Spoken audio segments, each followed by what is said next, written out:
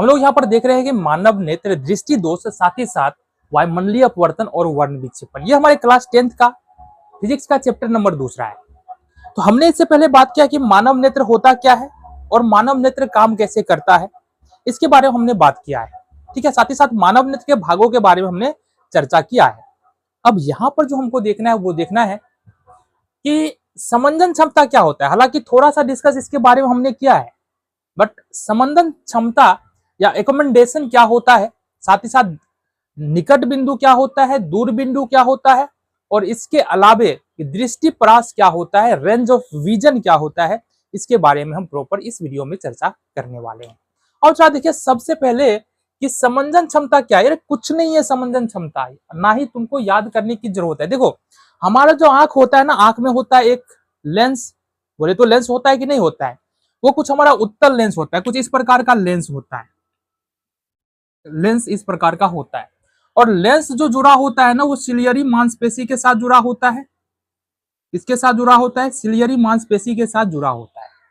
अब जब भी हम कोई नजदीक, अब देखो लेंस का क्या होता है, लेंस के कोई भी अगर तुम कांच का एक लेंस उठा लो तो उसका अपना फोकस दूरी होगा, और उसी फोकस दूरी के अनुसार किसी वस्तु को तुम साफ साफ एक निश्चित स्थिति पर रखोगे ना। सपोज सपोज सपोज सपोज यहां पर समझो बात को, अगर ये हमारे पास लेंस है, इसकी एक खास फोकस दूरी होगी। तो यहां से मान लो हमको यहां से कागज पर कुछ लिखा हुआ है, अगर इसको देखना है ना तो लेंस और कागज के बीच की दूरी एक निश्चित दूरी होनी चाहिए, तभी जाकर के हम वस्तु को देख पाएंगे।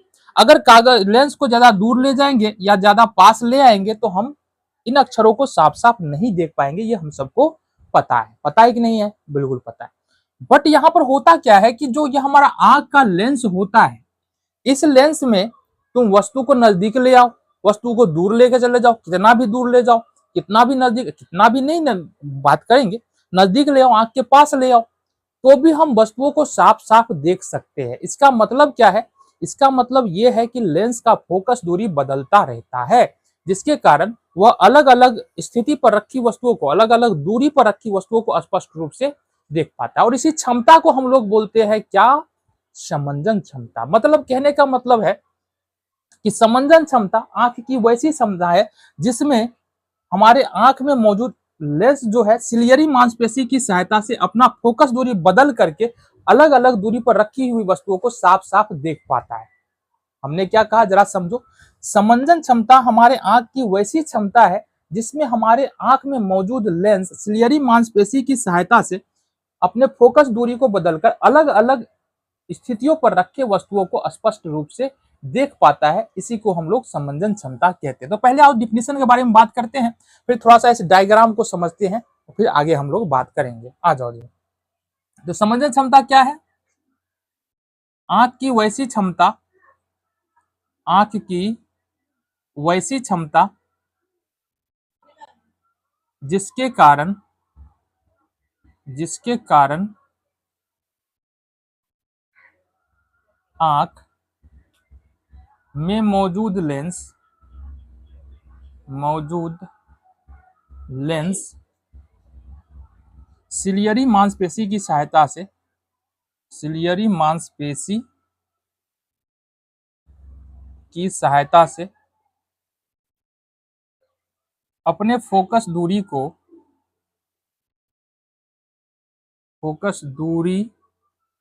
को बदलकर अलग अलग दूरी पर रखी, अलग अलग दूरी पर रखी वस्तु को स्पष्ट देख सकता है, स्पष्ट देख सकता है। ठीक है, ये है हमारा समंजन क्षमता। हालांकि समंजन क्षमता की भी एक सीमा है जिसके बारे में बात करें तो समान आंख के लिए जो समंजन क्षमता होता है ना, वो कहां तक वस्तु, कितनी दूर तक वस्तुओं को समंजन कर सकता है। तो अगर हम अधिकतम बात करें तो अधिकतम ये अनंत तक, अनंत की वस्तु को देखने के लिए क्या कर सकता है, आंख का लेंस जो है अपने आप को व्यवस्थित कर सकता है सिलियरी मांसपेशी की सहायता से। ठीक है, यानी अनंत के वस्तु का प्रतिबिंब भी है यह फोकस रेटिना पर कर सकता है, लेंस की फोकस दूरी को घटा और बढ़ा करके। ठीक है, लेकिन यहाँ पर जो हमारा नजदीकतम बिंदु है, न्यूनतम बिंदु है, वो होता है समान आंख के लिए 25 सेंटीमीटर। कहने का मतलब ये है कि 25 सेंटीमीटर वह दूरी है कि अगर हमको किसी वस्तु को साफ साफ दिखना है तो आंख से 25 सेंटीमीटर से अधिक दूरी पर रखना पड़ेगा।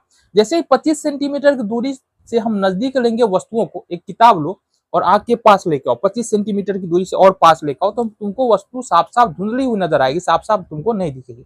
इसका कारण क्या है, जब हम 25 सेंटीमीटर के बाद जाते हैं तो ये जो लेंस है, जो सिलियरी मांसपेशी है, उसके बाद ये सही से काम नहीं करता है। तो हमको वस्तुओं को साफ देखने के लिए 25 सेंटीमीटर की दूरी यहाँ पर चाहिए, 25 सेंटीमीटर से अधिक दूरी पर वस्तु को रखा होना चाहिए। तो समंजन क्षमता तुमको समझ में आ गया। आ जाओ जी, अब यहाँ पर दूर बिंदु क्या होता है? दूर बिंदु या इसको बोलेंगे फार पॉइंट। दूर बिंदु क्या होता है?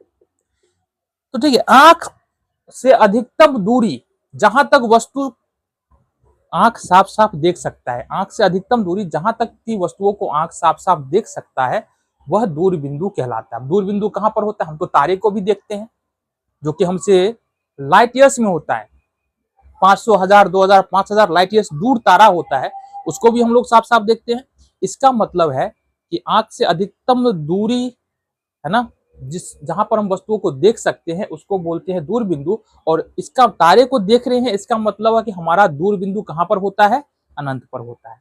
ठीक है, इसका सबसे पहले डिफिनेशन की ओर बात करेंगे। चलो, वह अधिकतम दूरी, वह अधिकतम दूरी जहां तक आंख साफ साफ देख सकता है,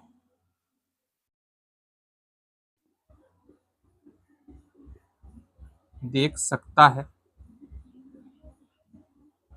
वह दूर बिंदु कहलाता है। क्या कहलाता है? दूर बिंदु कहलाता है। अब समान आंख का जो दूर बिंदु है कहां पर है? सामान्य आंख का दूर बिंदु ये होता है बाबू अनंत पर। ठीक है, देन हम देखते हैं निकट बिंदु क्या होता है।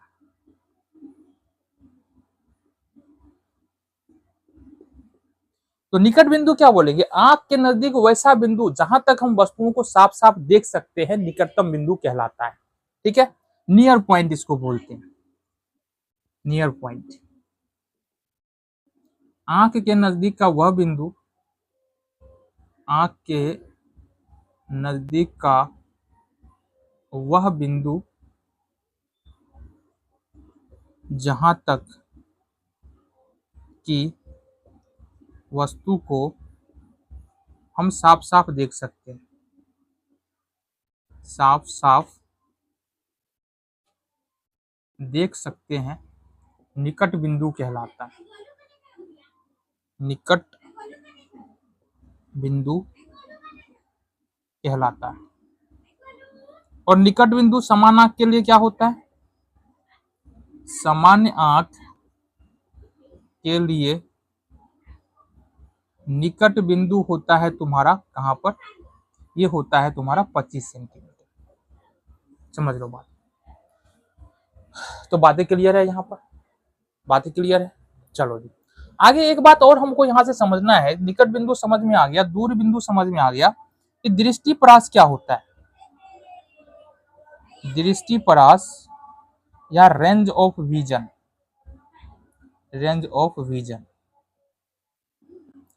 देखो, दूर बिंदु और निकट बिंदु के बीच की जो दूरी होती है उसी को हम लोग दृष्टिपरास बोलते हैं, या दूर बिंदु और निकट बिंदु के बीच की दूरी के अंतर को हम लोग दृष्टिपरास बोलते हैं। ठीक है, तो दृष्टिपरास बराबर क्या होता है? दूर बिंदु, दूर बिंदु और माइनस का निकट बिंदु, है ना। दूर बिंदु और निकट बिंदु के अंतर को हम लोग दृष्टिपरास बोलते हैं। क्या बोलेंगे? दूर बिंदु और निकट बिंदु के अंदर अंतर को हम लोग दृष्टिपरास बोलेंगे। अच्छा, एक बात यहाँ पर समझना है कि आखिर जो हमारा नेत्र काम कैसे करता है, इससे पहले हमने बताया, या यहाँ पर ये बोल सकते हैं कि हमारे नेत्र में जो समंजन क्षमता होता है, समंजन क्षमता काम कैसे करता है, इसके बारे में थोड़ा सा डिस्कस करते हैं।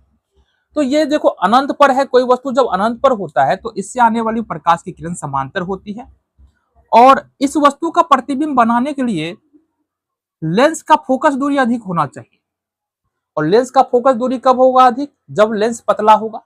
तो इस स्थिति में सिलियरी मांसपेशी क्या करता है? सिलियरी मांसपेशी लेंस को खींचता है, खींच करके पतला कर देता है।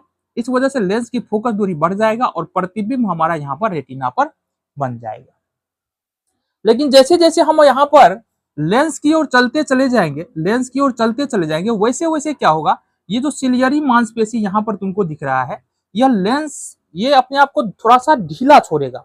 मतलब ढीला छोड़ने के बाद क्या होगा कि ये लेंस धीरे धीरे मोटा होगा।